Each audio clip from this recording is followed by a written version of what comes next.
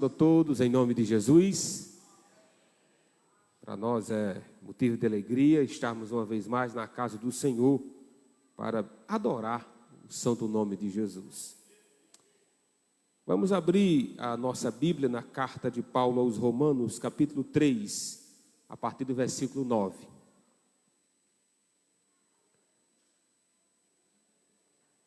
Carta de Paulo aos Romanos. Hoje é um culto de missões, eu quero tratar um pouco sobre o Evangelho propriamente dito. Romanos capítulo 3, a partir do versículo 9.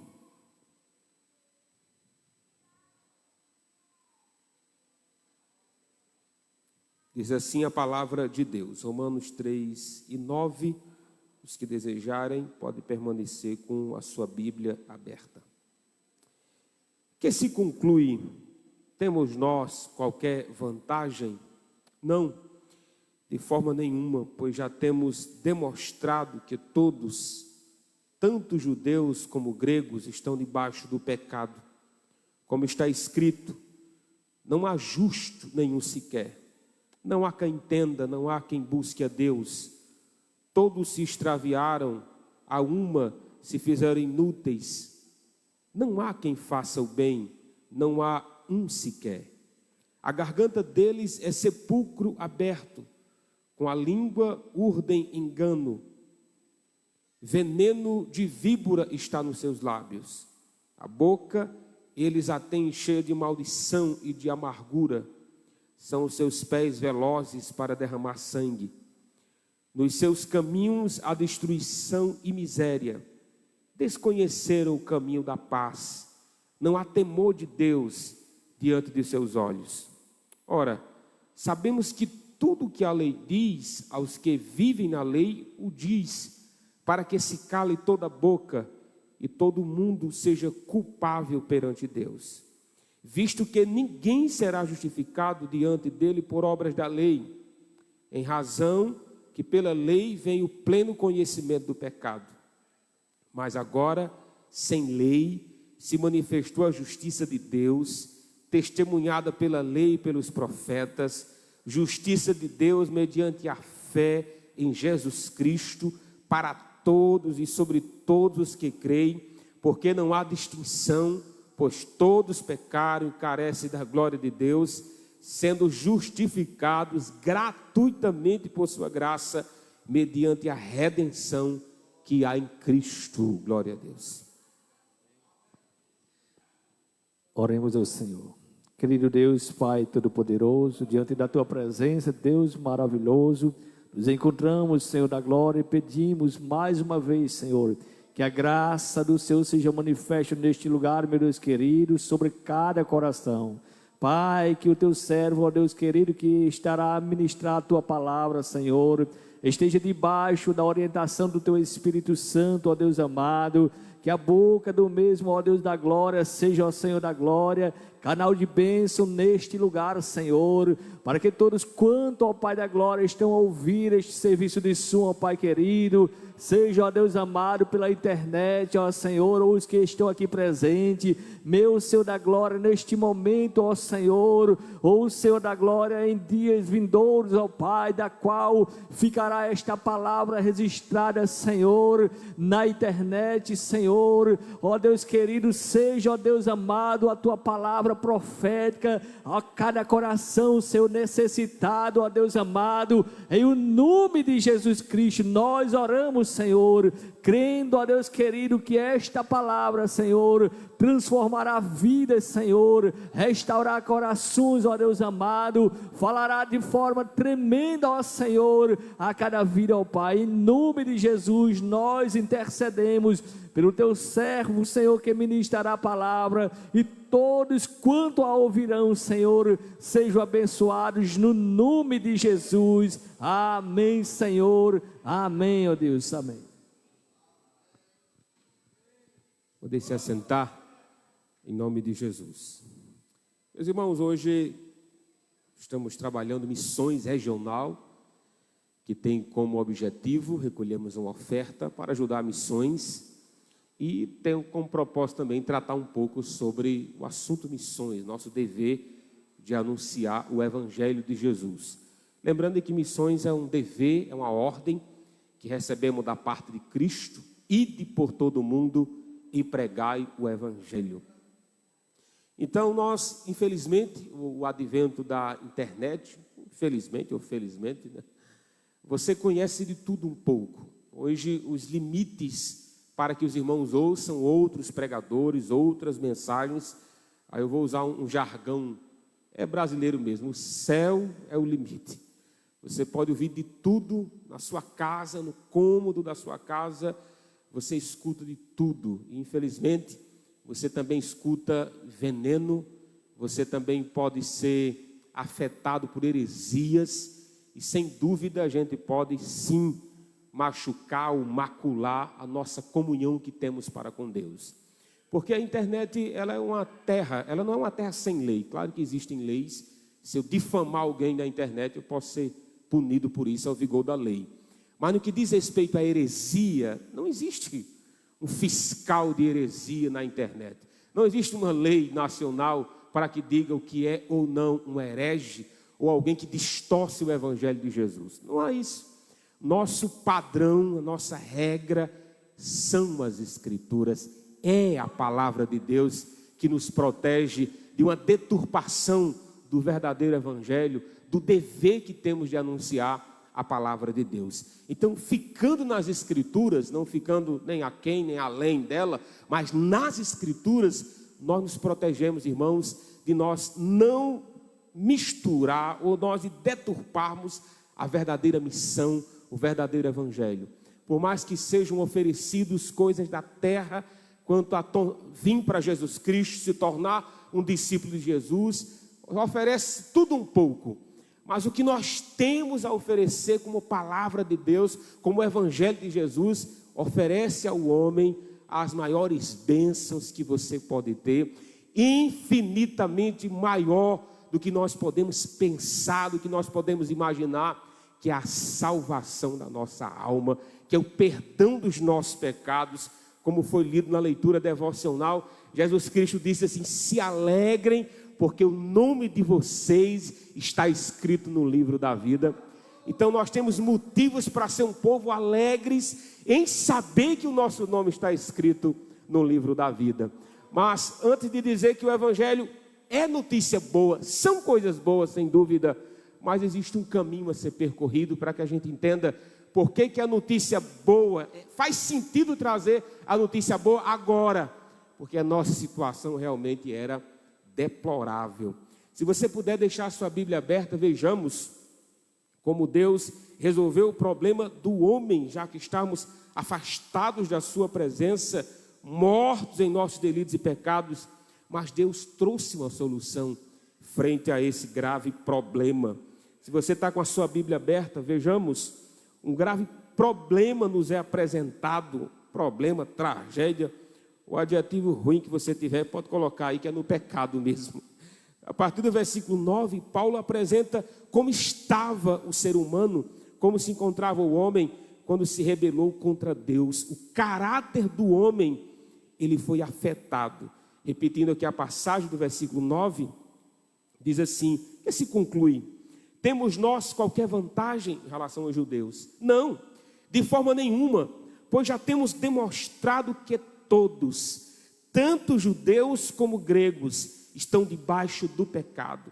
Como está escrito, não há justo, não há um sequer, não há quem entenda, não há quem busque a Deus. Aí ele repete, isso aqui é o Salmo 14, sendo citado por Paulo, versículo 12 diz: todos se extraviaram, a um se fizeram inúteis, não há quem faça o bem, não há um sequer. Meus irmãos, parece negativa essa mensagem, né? Mas é verdadeira, é verdadeira. Não há um justo, não há um justo sequer. Quando Davi escreveu isso no Salmo 14, ele tinha como ideia de que o coração do homem é assim, quando está longe de Deus, rebelando-se contra o seu Deus. Essa é a condição de todo homem. Mesmo que nós façamos coisas boas, coisas ruins já praticamos, coisas que desagradam a Deus, nós já ferimos a santidade do nosso Deus, porque nós nascemos em pecado. E o apóstolo Paulo ele diz: olhe, se você acha que você está fora da abrangência do pecado, da atuação do pecado na sua vida, aí Paulo diz: não se engane, porque não há um justo, nenhum sequer, no que diz respeito a isso. Talvez alguém diga assim: pastor, será que Paulo não está exagerando, não? Será que é isso mesmo? Não há nenhumzinho sequer espalhado sobre a terra, para que nós possamos nos chamar de justos? Irmãos, a bem da verdade que aos nossos olhos, claro que existem pessoas de uma índole muito mais aguçada para a maldade do que outros, mas o critério de condenação de Deus não é nosso, é dele. E talvez muitos de nós aqui, nós nunca vamos estar no banco dos réus por assassinato, nunca vamos tirar a vida de ninguém, mas para o juízo e a justiça de Deus, desejar matar alguém, você já matou, entende? Então o critério de justiça de Deus é infinitamente mais rigoroso do que qualquer tribunal da face da terra. Lembremos do 10º mandamento, que esse sim nos coloca de joelho. O 10º mandamento diz: não cobiçarás. Não dá para ver a cobiça, é uma coisa que está no seu coração, não é algo externo, é algo interno, mas é para entendermos de que a abrangência do juízo de Deus atinge tudo, o que nós pensamos, o que nós fazemos e o que nós desejamos. Então a condição do homem é de pecado, é de condenação, é de estar longe de Deus, e ele precisa de uma mensagem de escape, já que ele se encontra nessa situação. E Paulo vai provar essa tese que ele está levantando aqui. Olha só a abrangência de estragos que o pecado fez na raça humana. Ele vai falar no que diz respeito ao que nós dizemos. No versículo 13 e 14, o pecado afetou até o que a gente fala. Ele diz aí, 13 e 14, continua na passagem: a garganta deles é sepulcro aberto, com a língua ordem engano, veneno de víbora está nos seus lábios. A boca eles têm cheia de maldição e de amargura. Talvez você diga assim: não, pastor, esse aí não faz parte da minha índole, não. Tem uma coisa que eu nunca fiz, foi maldizer. Eu fui ensinado desde pequeno a nunca maldizer.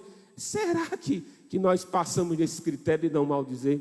Será que a nossa língua nunca foi torpe quando estamos guiados pela nossa própria vontade, ensinados muitas das vezes a não temer a Deus? Será que a nossa língua não foi torpe no que diz respeito à vontade de Deus e ao critério de santidade de Deus?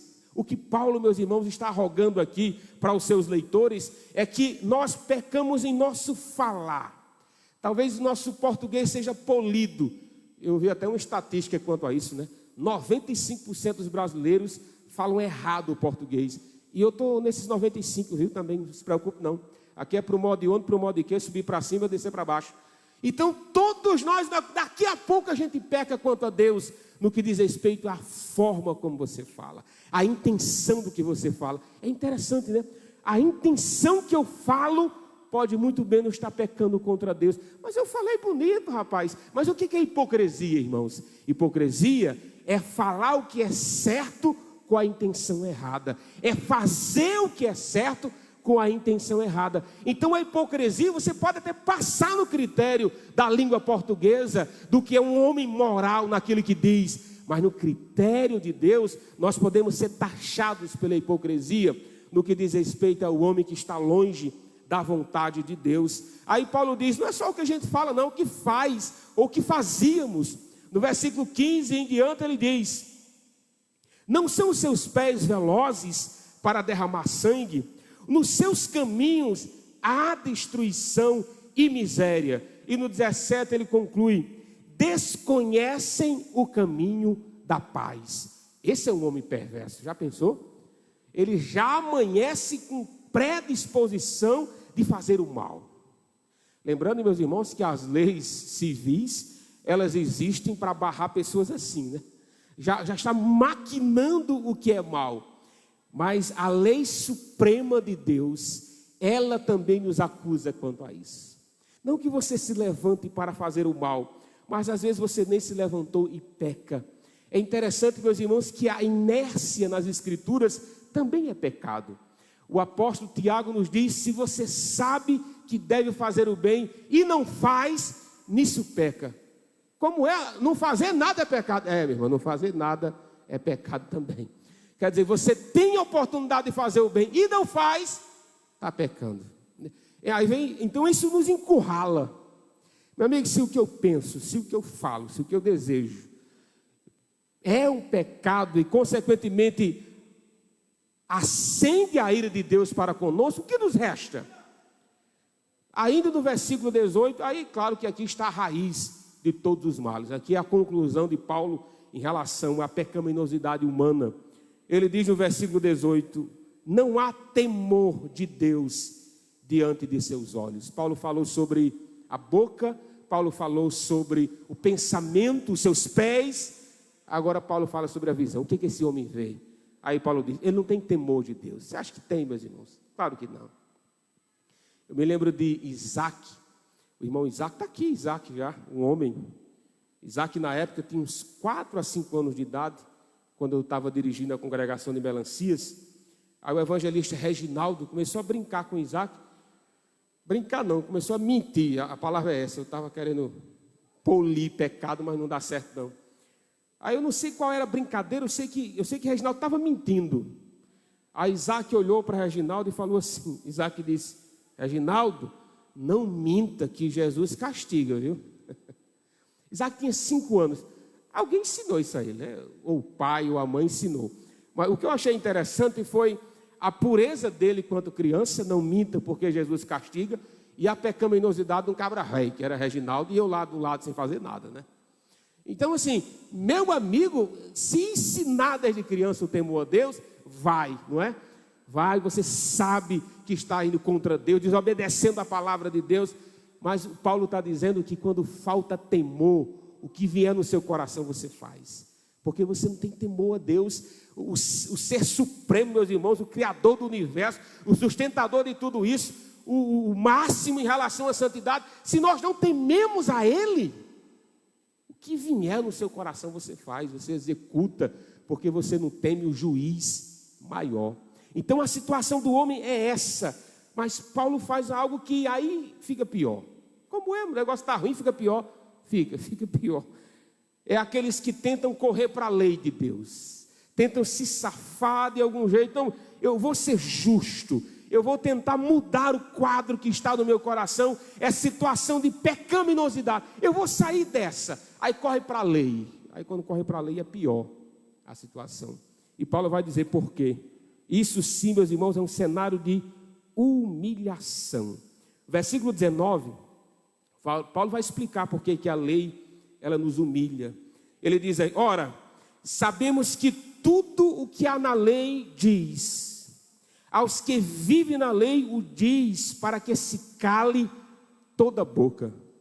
Nós temos aqui advogado nessa noite, presente aqui nesse culto. Imagine que você está aqui, você é um advogado de acusação, está ali o réu, do seu lado esquerdo está o juiz, e você tem todas as provas que aquele réu é um pecador. Você tem todas as provas. Você tem DNA, você tem impressão digital, você tem vídeo, você tem áudio, mas está lá, tem que ter, né? Tem que ser julgado para isso. E de repente esse pecador inveterado começa a querer enrolar o juiz. Eu vou dar um jeito aqui, não, juiz, calma, não é isso tudo não. Aí quando o advogado de acusação vai falar, ele traz todas as provas cabíveis e possíveis, e o advogado parece que perde as estribeiras e diz: meu amigo, cale a sua boca, que você sabe que é pecador.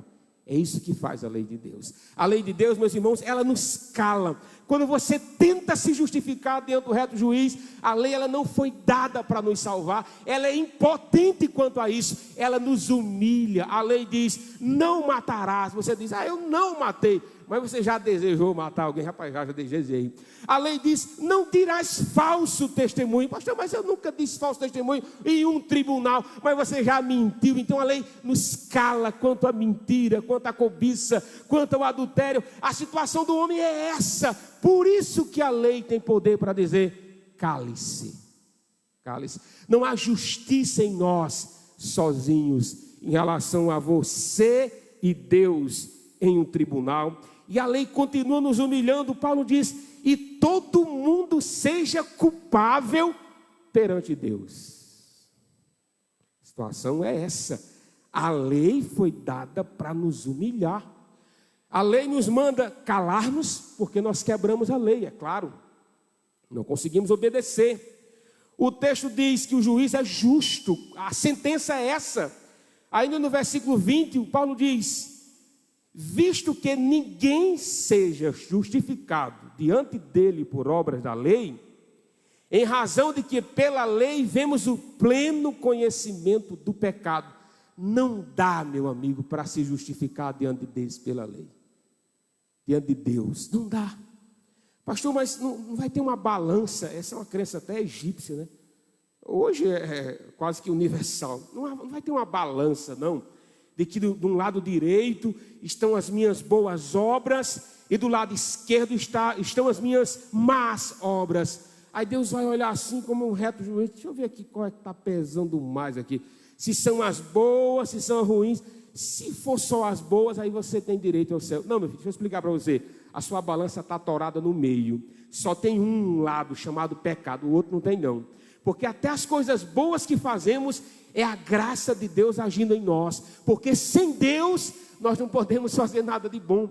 Essa é a situação do homem. Aí Paulo diz: meu amigo, a lei, ela traz conhecimento disso. A lei é como se estivéssemos em um quarto escuro, em uma vida de pecado, e alguém acende a luz.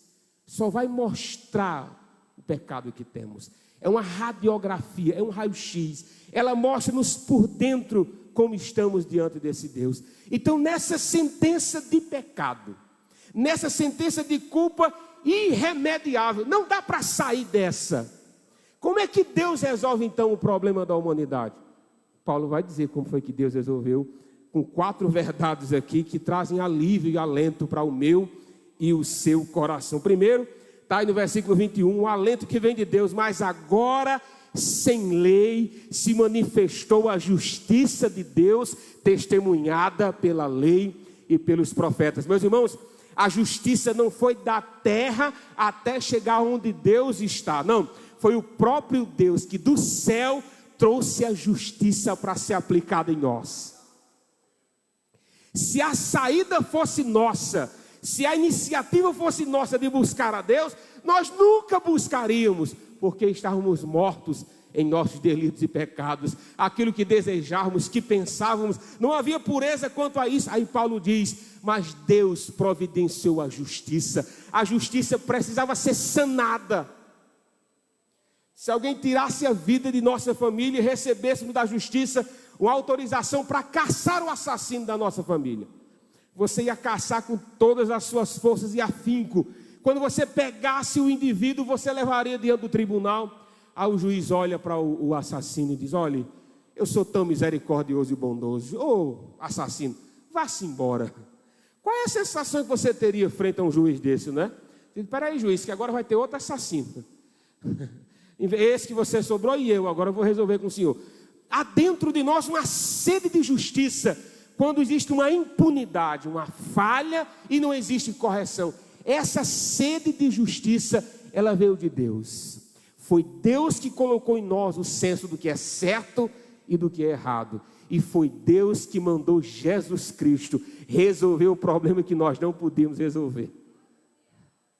Foi em Cristo Jesus. Paulo diz: olha, a lei ela veio de Deus.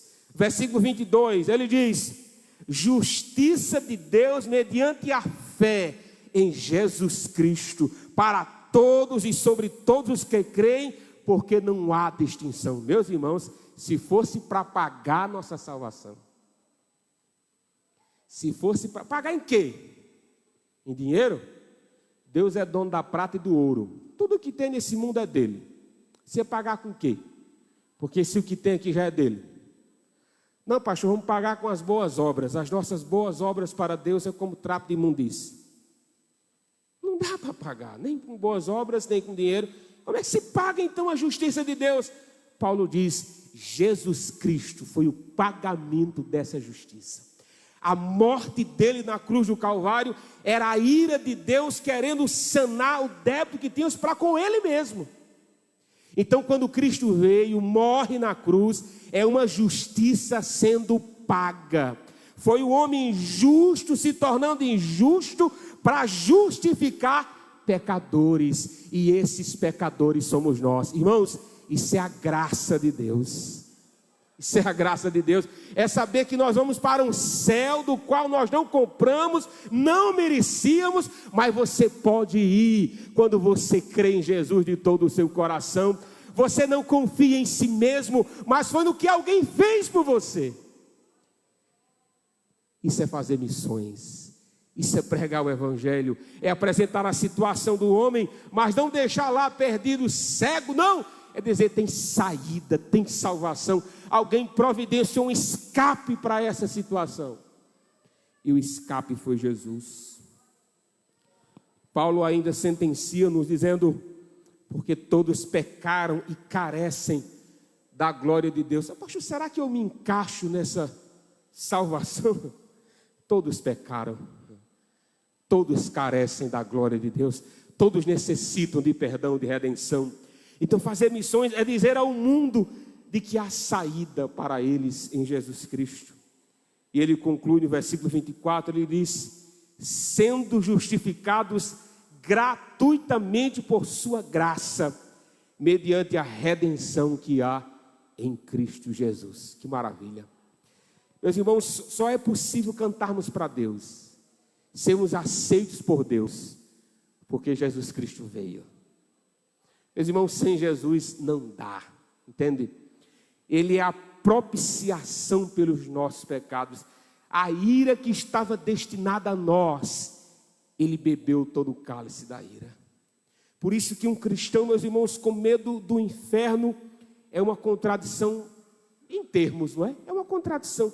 Porque se Jesus bebeu toda a ira, não resta mais ira para nós. Por isso que dizer ao mundo, em relação a fazer missões, de que o problema foi resolvido na cruz, não é uma mensagem convidativa. Você acha que isso é convidativo? Olha, sua situação é essa, você não tem como sair disso. Você é um pecador condenado, já está condenado, viu? Falta só receber a sentença, mas já está condenado. Isso não é convidativo, mas o evangelho não é para ser convidativo. A verdade tem que ser dita, custe o que custar. E o extraordinário, meus irmãos, que mesmo que não seja convidativo, mesmo que nos humilhe, mas quando nós ouvimos uma saída, e você pode dizer, eu creio em Jesus Cristo como meu Senhor. Quando você diz, é esse evangelho que eu quero, é esse Salvador que eu quero, me tirar dessa situação. Aí você encontra a verdadeira alegria e paz, que nenhum homem pode dar, que nenhum dinheiro pode comprar, que nenhuma outra circunstância pode lhe dar.